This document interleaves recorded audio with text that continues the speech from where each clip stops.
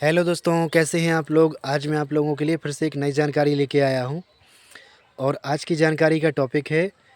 आज हम लोग जानेंगे पोस्ट ग्रेजुएशन से निकलने वाली वैकेंसियों के बारे में कि आप लोग पोस्ट ग्रेजुएशन से कौन कौन सी वैकेंसियों के फॉर्म भर सकते हैं। ठीक है ना। कल हम लोगों ने जाना था ग्रेजुएशन के बारे में, आज जानेंगे पोस्ट ग्रेजुएशन के बारे में। ठीक। जिन लोगों को पता नहीं होता है, जैसे कई छात्र ऐसे हैं जिनको पता नहीं है पोस्ट ग्रेजुएशन क्या है, तो उनको मैं बता देता हूँ। जैसे कई कई लोग रहते हैं, जैसे कई लोगों को पता रहता है, कुछ लोगों को नहीं रहता है, जो नए छात्र हैं। ठीक है ना। तो उनके लिए पोस्ट ग्रेजुएशन कहते हैं पीजी डिग्री को, यानी कि एमए, एमएससी और एमकॉम को। ठीक है ना। तो मैं सब बातें बिल्कुल आराम से ही इसलिए बताता हूँ कि सभी को आराम से समझ में आ जाए, और जल्दी जल्दी का यहाँ पर कोई काम नहीं है, क्योंकि सीखना आना चाहिए और अच्छी तरह से आना चाहिए। ठीक। तो आप लोग इसको स्किप बिल्कुल मत करना। यदि जानकारी बिल्कुल सही से समझ में चाहिए है तो आराम से देखना पड़ेगी, तभी आपको सही से समझ में आएगी। ठीक। क्योंकि जब तक सही नॉलेज नहीं होगा तब तक सही आपका सही काम भी नहीं होगा। ठीक। तो आइए आज हम लोग जानते हैं पोस्ट ग्रेजुएशन के बारे में कि पोस्ट ग्रेजुएशन से आप लोग कौन कौन सी वैकेंसियों के फॉर्म भर सकते हैं। ठीक। तो दोस्तों, सबसे पहले उसी क्रम से जानेंगे हम लोग, जैसे हम लोगों ने पिछली वीडियो में जाना था। तीनों के बारे में जानेंगे। मैं यहाँ पर मुख्य मुख्य बता रहा हूँ केवल। ठीक। क्योंकि नौकरी तो हज़ारों प्रकार की होती हैं। ठीक। लेकिन यहाँ पर मैं कुछ टॉपिक्स बताऊँगा जिससे जो नए छात्र हैं उनको केवल पता चल जाए कि हाँ, कहाँ कहाँ हम फॉर्म भर सकते हैं, कहाँ कहाँ अप्लाई कर सकते हैं, है ना। तो सबसे पहले जानेंगे केंद्र सरकार के बारे में, उसके बाद जानेंगे राज्य सरकार के बारे में, फिर उसके बाद जानेंगे सरकारी या अर्ध सरकारी, ठीक, अर्ध सरकारी वैकेंसियों के बारे में। ठीक है ना। तो सबसे पहले हम लोग जानते हैं केंद्र सरकार के बारे में। केंद्र सरकार में पोस्ट ग्रेजुएशन से सबसे पहले एक वैकेंसी होती है यूजीसी नेट या जेआरएफ की। ठीक। यूजीसी नेट या जेआरएफ की ये पोस्ट ग्रेजुएशन से आप लोग कर सकते हैं। मतलब वैकेंसी का मतलब ये नौकरी नहीं है, ये शिक्षा है। मतलब इससे क्या क्या कर सकते हैं, ये भी है, एक शिक्षा भी है ना। तो वैकेंसी मतलब एक जॉब मिल जाती है, एक प्रकार से वैकेंसी ही है ये। ठीक है ना। तो जैसे इसको आप जैसे ही M M S C M कॉम कर लेंगे ना, तो उसके बाद ये फॉर्म भर सकते हैं आप लोग। और इसका एक टेस्ट होता है, इसमें फिर आप यदि मतलब क्वालिफाई हो जाते हैं तो किसी भी यूनिवर्सिटी में या विश्वविद्यालय में आप लोग पढ़ा सकते हैं, मतलब कॉलेज स्तर पर पढ़ा सकते हैं। ठीक है ना। इसके बाद एक वैकेंसी होती है यूपीएससी आईएएस, जिसको आईआईएस भी कहते हैं, आईएसएस भी कहते हैं। ठीक है ना। तो इसमें भी आप लोग मतलब पोस्ट ग्रेजुएशन से भर सकते हैं। ठीक। इसके बाद एक वैकेंसी होती है केंद्रीय विश्वविद्यालय असिस्टेंट प्रोफेसर की, जो पोस्ट ग्रेजुएशन से ही मतलब अप्लाई कर सकते हैं, यानी कि एमए, एमएससी, एमकॉम से। ठीक। तो देखो, मैंने 3 जानकारी बताई। इसके बाद अगला है C S I R NET, जो एमएससी से लोग भरते हैं। ठीक है ना। CSIR नेट याद रखना, एमएससी से भरते हैं। और जो जानकारियाँ आपको नहीं है, आप लोग गूगल पर, कंप्यूटर पर, या फिर कंप्यूटर सेंटर जहाँ भी होता है, जहाँ भी मतलब फॉर्म भरते हैं ना, वहाँ पर आप लोग उसको मतलब जानकारी ले सकते हैं और फॉर्म भर सकते हैं। ठीक। एक जानकारी और है इंडियन इकोनॉमिक सर्विस की। ठीक। तो इंडियन इकोनॉमिक सर्विस की भी आप लोग देख सकते हैं, जॉब भर सकते हैं, मतलब फॉर्म भर सकते हैं। ठीक है ना। यदि देखो ये जानकारियां हैं, सीखना है, फॉर्म भरना है, तो कौन सी चीज़ क्या है आपको तो गूगल पर डालकर देखना है, तब आपको सब पता चल जाएगा। ठीक।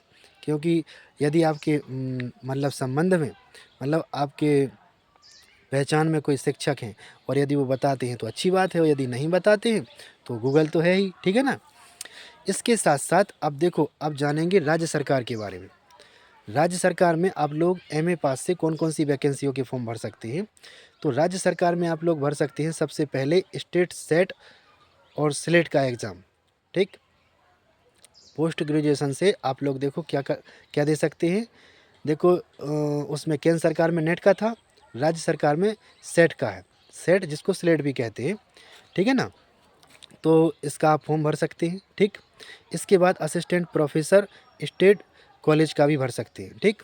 असिस्टेंट प्रोफेसर के लिए भी भर सकते हैं, स्टेट कॉलेज का भर सकते हैं, ठीक है ना। तो इनके लिए कुछ मतलब डिप्लोमा वगैरह भी रहते हैं, जैसे कुछ दूसरी शिक्षाएं भी हैं, जैसे कि मान लिया जाए पीएचडी अनिवार्य है, ठीक। तो एक ही शिक्षा को मिलाकर हर जगह अप्लाई नहीं होता है, लेकिन उसके एक नियम होते हैं, ठीक। कि जैसे कम से कम पोस्ट ग्रेजुएशन तो चाहिए ही चाहिए है, ठीक। तो ये कहाँ कहाँ लगता है, कौन कौन सी वैकेंसियों में लगता है, ये यही इसमें मतलब चर्चा हो रही है, ठीक। तो इसके बाद एक जगह होती है राज्य सांख्यिकी अधिकारी की। राज्य सांख्यिकी अधिकारी की होती है, तो उसमें भी आप लोग अप्लाई कर सकते हैं, ठीक। इसके बाद एक जगह होती है राज्य आर्थिक अधिकारी की। राज्य आर्थिक अधिकारी की, इसमें भी आप लोग फॉर्म अप्लाई कर सकते हैं, ठीक।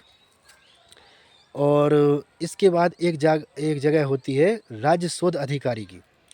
राज्य शोध अधिकारी में भी आप लोग अप्लाई कर सकते हैं, तो इसमें भी आप लोग फॉर्म भर सकते हैं पोस्ट ग्रेजुएशन से, ठीक है ना। तो जहाँ आपको उचित लगे, जहाँ आपकी रुचि हो, ठीक, वहाँ आप ज़रूर फॉर्म भरिए और पढ़ने में कोई कसर मत छोड़िए, पढ़ाई ईमानदारी से कीजिए, ठीक है ना। अब हम लोग जानेंगे अर्ध सरकारी नौकरियों के बारे में। अर्ध सरकारी में भी भर सकते हैं। अर्ध सरकारी का मतलब होता है प्राइवेट और सरकारी के सह संबंध से जो नौकरियां निकाली जाती हैं, उनको कहते हैं अर्ध सरकारी, ठीक है ना। तो ये पोस्ट ग्रेजुएशन वाली हैं। तो सबसे पहले पीएसयू साइंटिस्ट, इसरो, डीआरडीओ या वार्क जिसको बोलते हैं, ठीक। इतने प्रकार की इसमें मतलब एक ही नाम है, लेकिन अलग अलग तरह की मतलब समझाने का एक तरीका है। जैसे यूजीसी नेट होता है, वो एक साथ जैसे तीनों टेस्ट होते हैं ना, तो उससे संबंधित जैसे पद हैं, जैसे यूजीसी नेट है, सेट है, जेएफ है, पीएचडी है ना, तो उससे संबंधित हैं वो शब्द। इसी तरह से ये शब्द ये आपस में एक दूसरे से संबंधित हैं। जैसे पीएसयू की जैसे जॉब है, इसमें साइंटिस्ट, इसरो, डीआरडीओ, वार्क ऐसे संबंधित ये शब्द हैं इससे, ठीक। इसके बाद एक जॉब होती है इसमें आरबीआई इकोनॉमिक ऑफिसर की। आरबीआई इकोनॉमिक ऑफिसर की भी होती है, ठीक। तो इसमें भी भर सकते हैं, ठीक। इसके बाद एक जगह होती है नाबार्ड नाबार्ड स्पेशलिस्ट ऑफिसर की। नाबार्ड स्पेशलिस्ट ऑफिसर की होती है, तो इसमें भी आप लोग अप्लाई कर सकते हैं, ठीक। इसके बाद एक जगह होती है पीएसयू रिसर्च ऑफिसर की। तो पीएसयू रिसर्च ऑफिसर में भी आप लोग अप्लाई कर सकते हैं। और इसके बाद एक जगह और है, वो भी बता देता हूँ। ये जगह है प्रोजेक्ट ऑफिसर, यानी कि गवर्नमेंट प्रोजेक्ट्स के बारे में, ठीक। तो ये जितनी भी जानकारियाँ हैं और जितनी भी जगह हैं, केंद्र सरकार की, राज्य सरकार की और अर्ध सरकारी, देखो मैंने आपको सब बिल्कुल आराम से बताई हैं। आप लोग जब भी समझ में नहीं आती है, वीडियो को आगे पीछे करके भी देख सकते हैं, ठीक। तो अब भरना आपको है, पढ़ना आपको है, मैं केवल आपको रास्ता बता सकता हूँ, ठीक है ना। तो इसीलिए मैंने बिल्कुल आराम से समझाया है वीडियो में। जितना जैसे आप लोग क्वालिटी के अनुसार स्पीड भी बढ़ा लेते हैं, सबके उसमें मतलब मोबाइल में सिस्टम रहता है, ठीक। तो जिसको जितना स्पीड में सुनना है वैसा आप लोग कर सकते हैं, ठीक है ना। तो ये जानकारी आपको कैसी लगी बताना ज़रूर, और जुड़े रहिए, सीखते रहिए। धन्यवाद। आप सभी का दिन मंगलमय हो। मिलते हैं कल दूसरी वीडियो के साथ, और भी नई जानकारियों के साथ मिलेंगे, और दूसरे सब्जेक्ट पर भी वीडियो लाएंगे, ठीक है। तो आप लोगों को बस केवल जुड़ा रहना है और सीखते रहना है। यहाँ पर शिक्षा की कई तरह की वीडियो आती रहेंगी, और मनोरंजन वीडियो भी साथ में आएंगी, ठीक है ना। वो शॉर्ट वीडियो ज़रूर आते रहेंगे, कम से कम एक दो आते रहेंगे। लेकिन अब मैंने मतलब ये सोच लिया है कि कुछ लॉन्ग वीडियो भी डालना चाहिए, ताकि बच्चों को, छात्रों को अच्छे से समझ में आए, ठीक। क्योंकि शॉर्ट वीडियो में एक दो लाइन में ज़्यादा से ज़्यादा क्या समझ में आ जाएगा, है ना। तो कुछ लॉन्ग वीडियो भी होना चाहिए, इसलिए प्रतिदिन एक लॉन्ग वीडियो डालेंगे, एक शॉर्ट वीडियो डालेंगे, ठीक। तो समझ में भी आएगा और साथ में मनोरंजन भी होता रहेगा, ठीक। मनोरंजन के लिए मैं शायरियाँ डालता हूँ, संदेश डालता हूँ ज्ञान के लिए, ठीक। तो हर तरह की जानकारी देता हूँ, बस सीखना आप लोगों को है। धन्यवाद। मिलते हैं कल दूसरी वीडियो के साथ। धन्यवाद।